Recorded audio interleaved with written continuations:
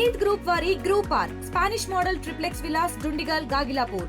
మరిన్ని వివరాలకి ఈ కింద నంబర్ని సంప్రదించండి.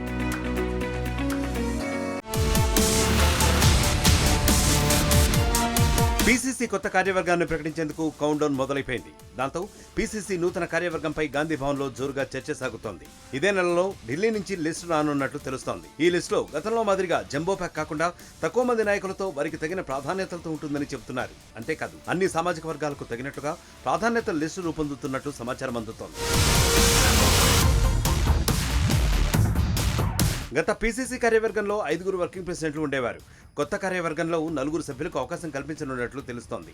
అయితే వర్కింగ్ ప్రెసిడెంట్ల కోసం పోటీ పడుతున్న వారిలో రెడ్డి సామాజిక వర్గానికి చెందిన Bhuvanagiri MP Chamala Kiran Kumar Reddy, Khairatabad DCC president Rohin Reddy ప్రయత్నం చేస్తున్నారట.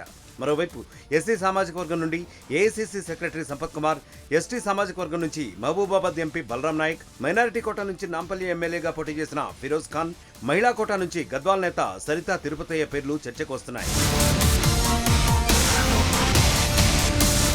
ఇక ప్రదేశ్ కాంగ్రెస్ కమిటీ ప్రధాన కార్యదర్శి పోస్టుకు సంబంధించి గత కార్యవర్గంలో జంబో ప్యాక్ మాదిరిగా సుమారు 90 మంది సభ్యులు ఉండేవారు. ఈసారి ఆ సంఖ్యను కుదించబోతున్నారనే చర్చ సాగుతోంది. కొత్త కార్యవర్గంలో జిల్లాకు 2 చొప్పున పార్టీ కోసం సిన్సియర్ గా పనిచేసే వారికి అవకాశం కల్పించనున్నట్లు గాంధీ భవన్ లో గుసగుసలు వినిపిస్తున్నాయి.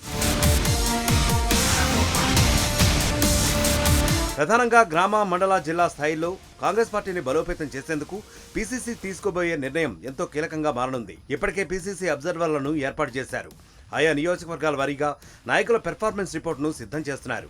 అబ్జర్వర్లు ఇచ్చిన రిపోర్టులతో పోస్టులు ఇవ్వాలని డిసైడ్ అయ్యారు. దాంతో ఎప్పుడెప్పుడని ఎదురు చూస్తున్న నూతన పీసీసీ కార్యవర్గం కమిటీ ఇంకొన్ని రోజుల్లోనే రానున్నట్లు తెలుస్తోంది.